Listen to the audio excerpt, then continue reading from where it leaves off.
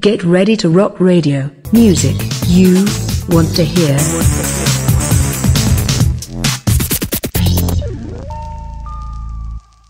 Now, throughout your tenure in Magnum, Al, Harry James was drummer.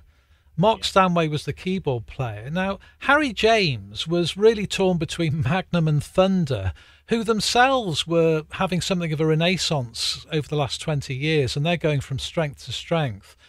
But I understand Mark Stanway's departure was a little less palatable. I've spoken with Mark since, and, you hear one side of the story, but without going into too much detail, am I right in saying that it was his musical contribution to the band which was part of the issue? That he perhaps didn't feel his keyboards were in the mix as much? I don't know. I think it's difficult because, you put 5 people plus the crew on a bus for 7 or 8 weeks. You've got to have big personalities that can kind of clash a little bit sometimes on a personal level. I think musically, when Mark used to come into the studio, he'd do what Tony required, like the rest of us. Maybe I can't speak for him, maybe he felt frustration. You spoke to him on this question. Maybe he did feel more frustrated than I picked up on.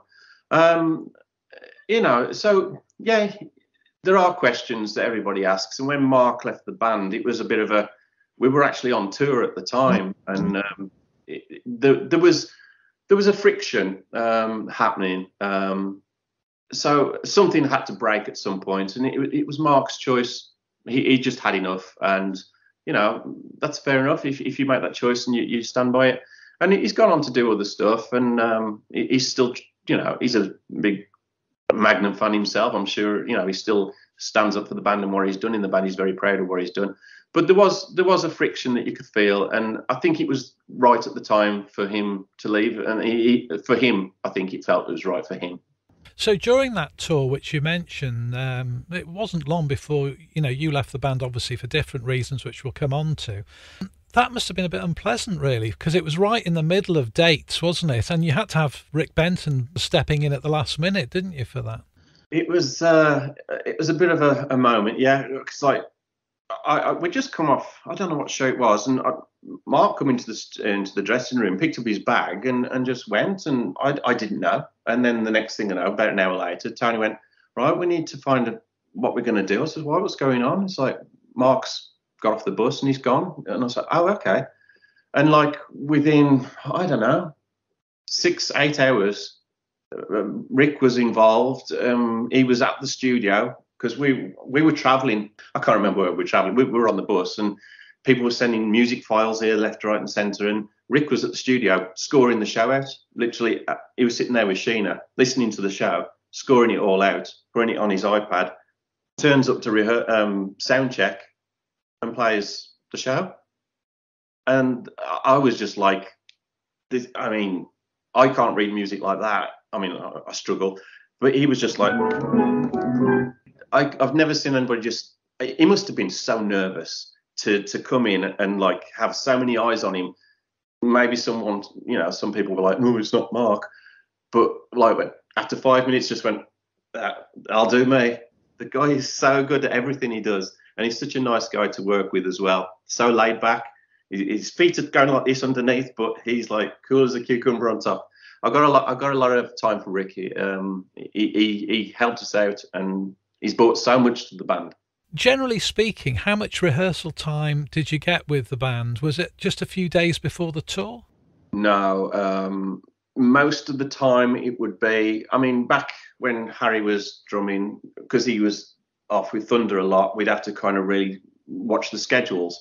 So we'd rehearse, me, Tony and Bob would rehearse on our own for probably a week with a drum backing track that Harry had recorded for us.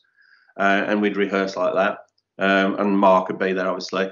So we'd have a week like that, and then Harry would come in, and then we'd probably have 2 weeks, 10 days. Because again, Harry's he's like a machine. Anything changes. Tell him once, and that's it. He's an incredible drummer.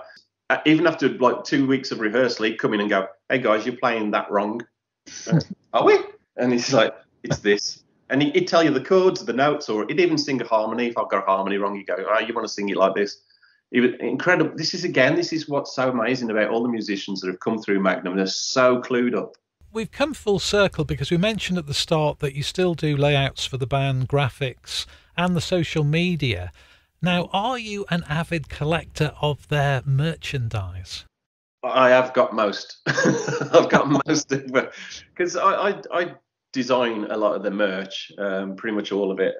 So I've got the sweatshirts and the t-shirts, and I've got a case full of the albums over there that are still sealed, and I get all that sent to me, which is really nice. Even though I'm not in the band, I've still got all the latest albums, the last two albums, and all the packages that SPV put together. So I wouldn't say I'm a collector, but I've got it, and it'll stay in that little drawer over there, and along with some nice photographs and some great memories. So yeah, I really like the merch. Yeah, and you go back even further because the 80s was the heyday, wasn't it, really, of the picture discs and the shape discs and all that sort of business? No, I'm not a big collector of anything really. Memories, but no, I've not. I haven't even got a record player. I haven't even got a CD player. That's how crazy this is. I found out an old iMac the other day, and I thought, oh, it's got a CD player in it, and then it broke. But no, so everything's just digital to me now. So what about Bob and Tony? Are they collectors of their own stuff, or are they a bit more dispassionate? I think Bob keeps a lot of stuff now. But if you ask them, like, the jackets that Bob wore on the big shows, and the belt buckles and all that, where did all that go? And they go, I have no idea. We gave it away at some festival or some quiz, or a fan won that, or we did it for charity. And the thing is, Tony's done that with so many guitars as well. It's like, where's that guitar gone? He goes, I have no idea. He must have given it to somebody. He was terrible for giving stuff away. But now Tony collects vintage guitars, all the Les Pauls and such like. So I think he collects that more than he does the albums.